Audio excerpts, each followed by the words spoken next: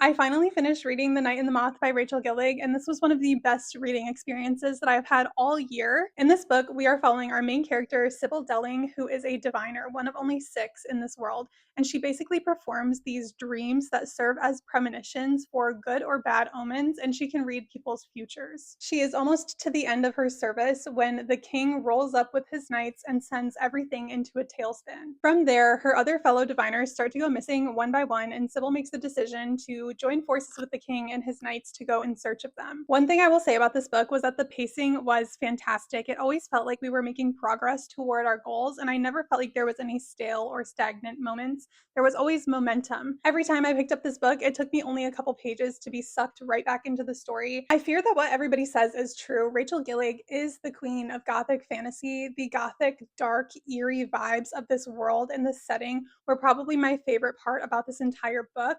It was giving very much Nosferatu vibes. If anybody has seen that movie, I kept flashing back to certain scenes of that film while I was reading this. The detail and the description of the imagery was just so vivid and often very sickening, and that was something that I personally really enjoyed about this book. In addition to that, there is a little bit of romance in this book as well, and I felt like it was very equally yoked between the romance and the fantasy elements, with a sea full of romanticities where the romance is very clearly the main component of the story, and the fantasy can often fall to the side or be underdeveloped. It was very refreshing to read a book where the fantasy was very clearly thought out, planned, and executed well. I feel like this story very much centered on strong women and just the power of women, and I really appreciated that. Also, we have to mention the gargoyle. I mean, come on.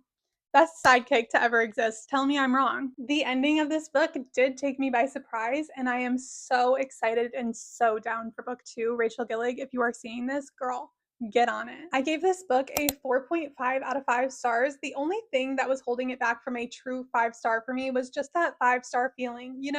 5 stars to me is more of a feeling than anything else, and there wasn't anything that I disliked about this book. I thought it was excellent, and I really enjoyed my time reading it, but it was just not quite getting that 5-star feeling from me, so we're going with a 4.5 for this. I love reading a book that is unlike anything that I've ever read before, and that's what this book was. I think everyone can find something to enjoy in this book, whether it's the romance, the humor, the gothic vibes, the fantasy, the adventure of it all. There's something for everyone here. So if you have not yet checked this out, I would definitely recommend that you do so. And thanks for watching.